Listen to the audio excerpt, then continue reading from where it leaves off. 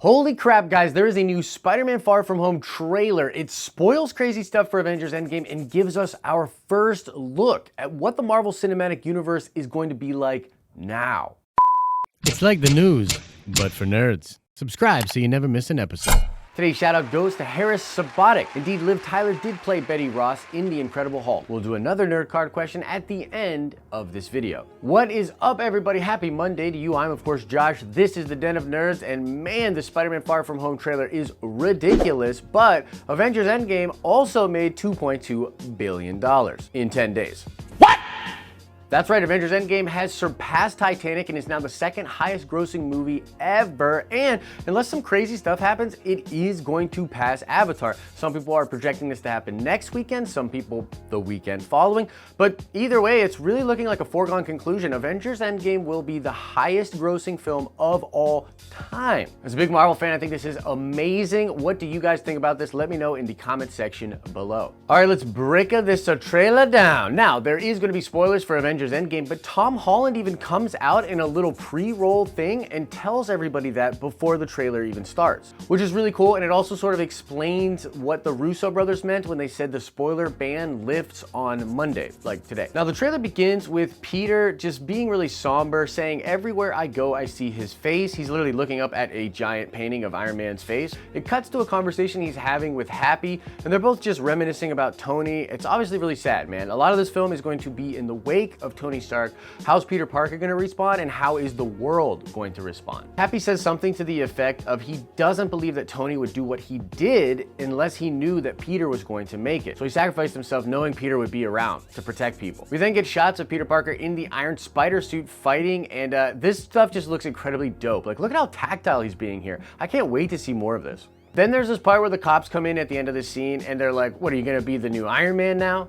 Peter's joking with them, saying no way, because he's busy doing their job, and then he tells them he's going on vacation. We get a light tone, really poppy music, the Ramones, really cool stuff. We get shots of them getting ready to go to Europe. But before Peter leaves, he gets a call from Nick Fury. Happy Hogan and him are there having a conversation about it. Peter sends it to voicemail, and Happy's like, "No way, dude, you don't do that. You do not ghost Nick Fury." That'll come into play later. We then get more vacation shots, just everybody having a good time. Peter's explaining to Ned that he thinks MJ really likes him. Then we get the shot where Nick Fury takes Ned out and introduces himself to Spider-Man. We saw this in the very first trailer, but has a little bit more context now. We then get our minds blown as Nick Fury introduces Mr. Beck to Peter Parker. This is the Mysterio character, Jake Gyllenhaal. The first words out of Jake's mouth are literally, "We could have used someone like you on my world." Peter's like, "Your world?" And then Nick Fury explains that yes, this guy is from Earth, just not their Earth, and that the snap ripped a hole in our dimension. Obviously ridiculous. We're going to come back to that in just a minute. We then get shots of this rock monster. As Peter says, "You're saying there's a multiverse." Nick Fury ends this scene by saying, "We've got a job to do and you're coming with us." Talking, of course, to Peter Parker. We then get shots of this hydro elemental monster attacking Peter and all of the other students while they're on vacation. Peter's doing the whole reluctant hero thing here. He's saying he doesn't want to do this,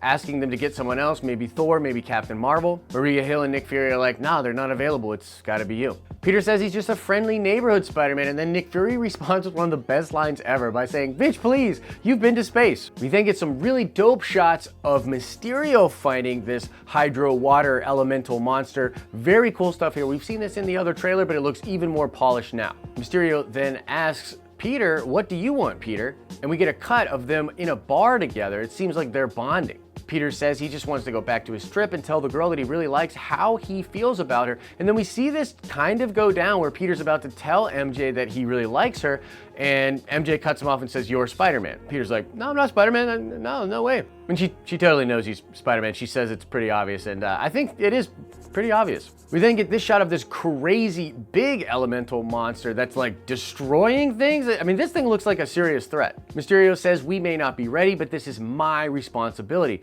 It's kind of crazy. With great power comes great responsibility. Perhaps they're paying a little homage to that line. There's then crazy destruction. We get some pulled back shots. Peter's like shocked, and I think this is really important for the movie. They have to sell these elementals, which I believe are coming through this dimension hole or whatever.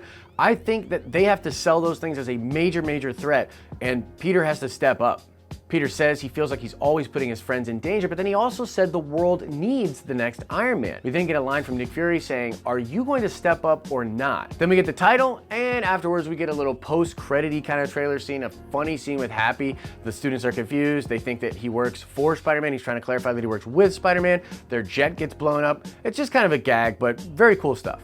Okay, now let's break down what all of this means. This is absolutely absurd. So first of all, guys, multiverse confirmed. And not just the multiverse as it exists, but the multiverse as it exists as a plot device. This is going to be obviously some catalyst of sorts to sort of bring in other villains. And we heard Michael Douglas say that he thought the quantum realm was going to have a lot to do with all of the character stories in the next phase of movies. And it's clearly that in this one. I mean, the quantum realm and ripping a hole in a dimension because of the snap, this all seems like something to do with Endgame. And as I said last week, and as I will continue to say, I do not think our heroes got out clean from Endgame. I know it seems like at the end of the movie, they got out of that clean. There's really no big consequences and everything's wrapped up in a nice little bow, but there's no way that's true. There's going to be consequences, and we were right. That's what's happening in this movie.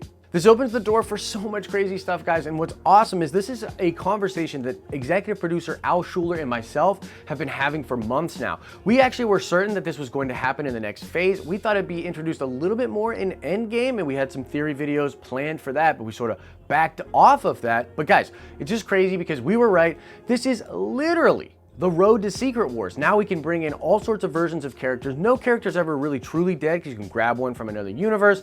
It just opens the door for so much comic book goodness. And as we talked about last week, there's no post-credit scene for Avengers Endgame, but Spider-Man Far From Home feels like a feature-length post-credit scene. And if they do post-credit scenes for that movie, I think they'll have a lot to do with the next phase and how other characters might be affected by what happened with the snap, the dimension holes, the time travel, whatever.